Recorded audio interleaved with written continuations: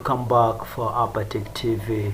For today's session, we are going to deal with intermediate accounting, where in today's session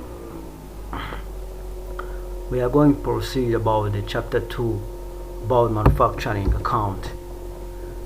So stay in touch and watch this video until at the end of the time.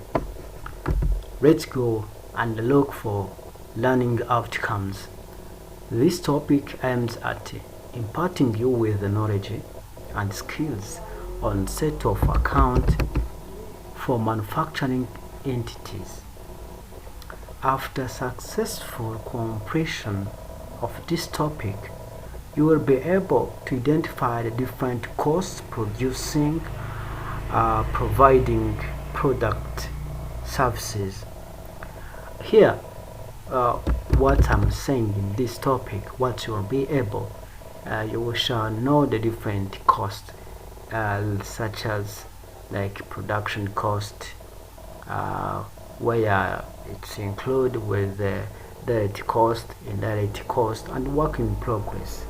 This is the cost a company incur when it is producing product. So stay in touch, because you will be able to know what is the direct cost, what is indirect cost, what is work in progress. Another things you shall be knowing very well, it is summarizing cost information. You shall be able to summarizing the cost information. My dear friend, please stay in touch and watch until the end of the video. And also if you want to empowering your knowledge, you have to look at the previous videos where I did the control account.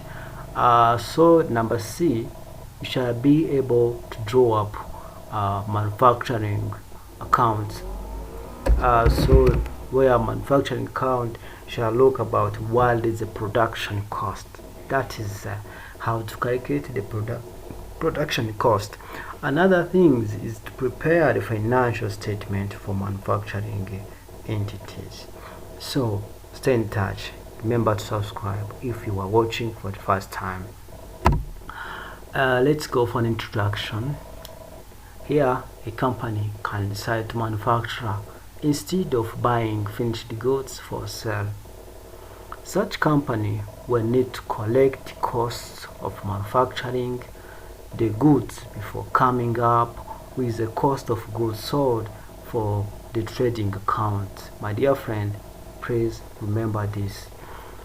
A manufacturing account will therefore need to be prepared before preparation of the other final accounts, because the manufacturing, it is where you are manufacturing your product. So that company, it's manufacture product and also sell the product.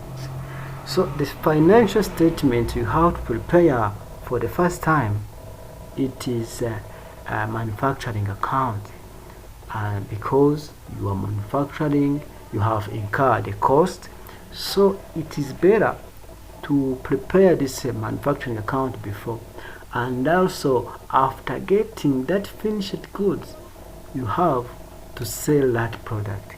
And also if you sell the product, you have to prepare the trading account, which is called income statement, that shows the performance of that company. And also after that, you have to look the to prepare the balance sheet, where it shows the financial position of that company. There are different kinds of costs that are included in manufacturing account. Direct cost is the first one. The second will be indirect cost. The third will be work in progress. So let's go by starting direct cost. These are easily identified to the product being manufactured. Izi ni cost ziba zoroshye ko wazibona ko zakozwe, like direct material, direct labor, and direct expense. An example for direct material, here we can say the cost for buying raw material. That is an example, easiest an example. The direct labor, this is like a wage to the technician, salary to the technician. That is easiest cost. It is easier to identify that costs have been incurred. So another will be direct expense. Ni expense yabaya kukanya, like loyalty payments, special hire for equipment, because you are a manufacturing company. It's required to have a machine that can produce your product. You are going to hire for someone and also use it. So if you add this cost, direct material, direct labor, and direct expense, you get what we call a primary cost. Do you understand, my dear friend? This is our easiest topic you have to understand, and also you make a practice and examples that you have given you to imparting you knowledge and skills. When it comes to indirect cost, these are not easily identified to the product being manufactured. They include indirect material, indirect labor, and direct expense.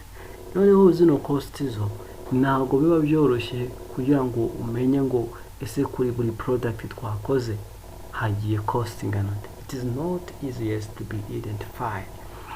An example like cleaning material, that is not easy to identify about this cost having incurred for the cleaning material. And also when it comes for indirect labor, like an example like wage and salary of supervisor and the factory manager. For indirect expense, we have an example like PPE, plant and equipment depreciation, and their maintenance, rent for the factory building, heat, electricity, and power for the factory. When you make a total of these, the indirect material, indirect labor, indirect expense, here you get what we call a factory overheads. A factory overheads, these are indirect costs as listed above, such as indirect material, indirect labor, and direct expense. They cannot be easier traceable to the product, but are a part of the cost of manufacture. As I have said that these are not easier identified. That means they cannot be easily traceable to the product, but they are part of the cost of manufacture. Overheads may need to be apportioned between the factor and the other function of enterprise, like selling and administration. Those will be overheads that cannot be allocated directly to the factor. Let's go for working in progress. This may arise if at the end of a given period there exists some goods that are incomplete. Ahangaha bibaho mu gihe igihe kirangira cya period twihaye hari ibintu tukiri gukora byasigayeyo bitari byarangira. Some costs would have already been incurred. For example, like raw material would have been incurred. Nanga raw material boraziguze byararangiye. So that means work in progress. It is an incomplete product. Some parts of direct labor would have been incurred. Such costs should not be charged on the trading account since the goods will not have been sold. I hope you are understanding this. Let's go for goods transferred at the transfer price or agreed market price. It is possible to carry the amount from the manufacturing account at a market value rather than production cost. This is just to show that the contribution that manufacturing departments bring in terms of profit. In such a situation, the finished goods opening stock and closing stock will be containing an element of profit from manufacture which has not been realized. I hope you understand this. If you get the manufacturing profit, you have to be transferred to the trading account, and also the production cost you get, you have to be transferred in trading accounts to be there to calculate in order to realize what you have gained. There is something which is called unrealized manufacturing profit from unsold stock. Here, unrealized profit occur where it is the policy of the firm to value stock of finished goods at the market value rather than at the cost. The factor profit included in the value of the closing finished goods inventory is known as unrealized profit. Let me repeat this. The factor profit included in the value of closing finished goods inventory is known as unrealized profit. Ahangaha profit manufacturing company yabonye ariko ukaba ikiri muri closing finished goods inventory, iyo ngiyo niyo dufata nka unrealized profit, ni nka profit itagaragaye. This provision for unrealized profit on unsold stock should be treated in the same way as any other provision. This means that the change in the provision should appear in the profit and loss accounts. Any change that has been occurred have to be appearing in the profit and loss accounts. Ahangaha iyi unrealized profit ku bintu bitagurishijwe, ahangaha tubitreatinga buri gihe nka provision, bisobanuye ko buri change yose yabaye kuri provision igomba kugaragara muri profit and loss account. Ahangaha bivuze iki rero sasa? Ahangaha bivuze ngo niba ya unrealized profit yiyongereye igomba kujya kuba debited, noneho yaba yaragabanutse ikajya muri credit side, bivuze ngo you add at the gross profit iyo yagabanutse. So iyo yiyongereye noneho uyishyira muri expense. Do you understand, my dear friend? So accounting for unrealized profit, let me show you how it's work. Any increase from the previous allowance is treated as follows. Like debit, you debit an income statement. If there is an increase, you have to debit income statement, and also you credit allowance for unrealized profit. Bivuze ngo nimba uri gukora an income statement, you have to deduct this unrealized profit because they have been increased. Any decrease from previous allowance is treated as follows. If there is a decrease, you have to add at the grossing profit. That means you debit allowance for unrealized profit. That means you are adding, and also you credit an income statement. This is a for balance sheet extract you have to work on. If for the balance sheet, if you have getting the unrealized profit, you put into a current asset. Here it goes into the side of inventory, but it have to be deducted in the finished goods. An example, if there is for an inventory, we have work in progress, we have raw material, we have finished goods. So in the finished goods, because they are unrealized profits, we have to raise or to raise it, and also we get the finished goods, which is complete. I hope you understand this. Iyi unrealized profit ikurwa muri finished goods kuko ntabwo iba yakagurishije, ni profit twabonye ariko itari yagaragara. This is a format that shows how manufacturing accounts is looking like. This is an example for XYZ enterprise manufacturing and income statement for the year ended. So you have to mention the year ended. So this is the raw material. Profit comes for all costs we have been incurred and also put it there. So we have raw material. In a raw material, we may have an opening stock. We may have purchased some material. May be making a carriage in.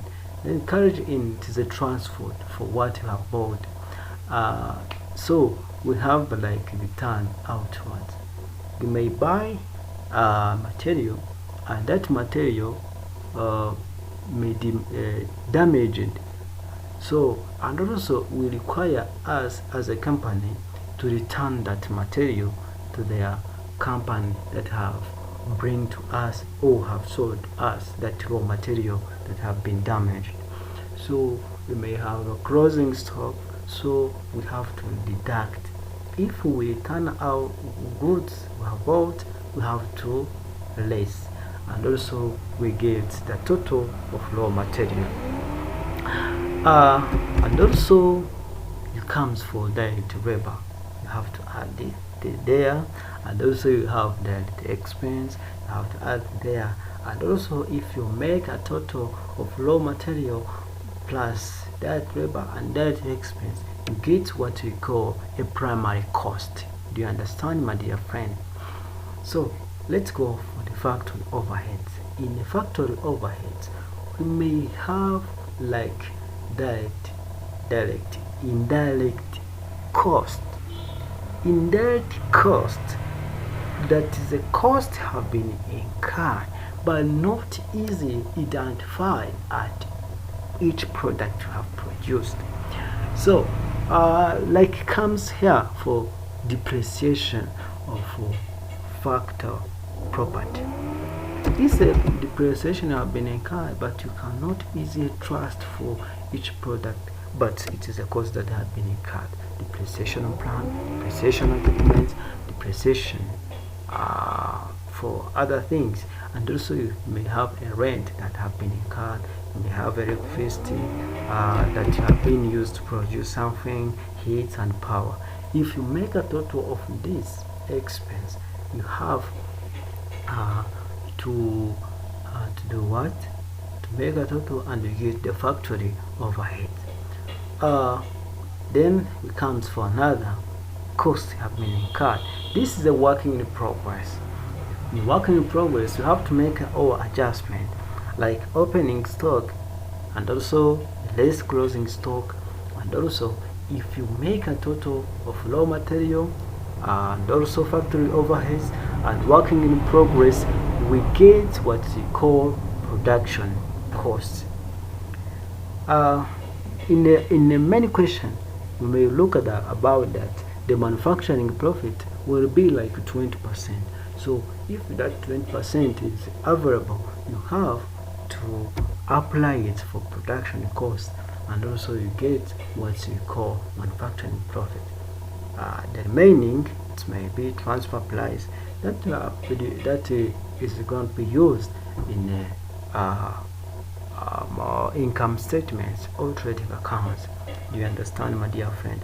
This is how to make manufacturing account for easiest. This is a format for income statements. If you are completing to make an manufacturing account, here you have to come for sales, as it is usual. You have to return inward, and also you get the net sales. You have to come for here for the finished goods, where you may have the opening stock, who may have the transfer price or production cost, and also you list the closing stock. So if you get that the closing stock, of, it is like net of finished goods. This is like net of finished goods. Net of finished goods here maybe at this side, and also if you take net sales and you raise that net finished goods, you get what we call gross profit. And also for gross profit you have to add manufacturing profit. In a question they may decide that the 20% it is a manufacturing profit.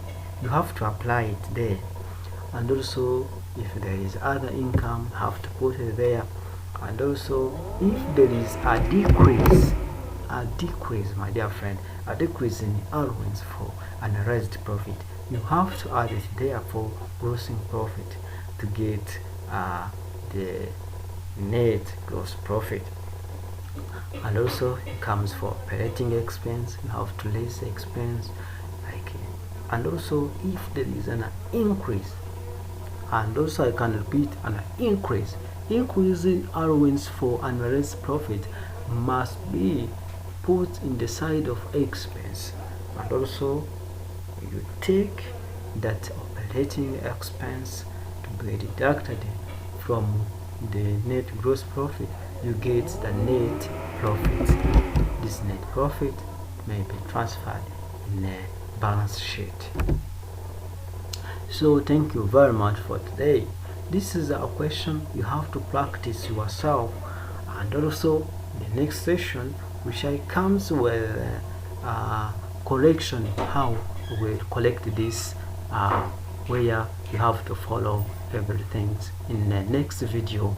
My God bless you, and also you have to click subscribe for Acca TV. My God bless you.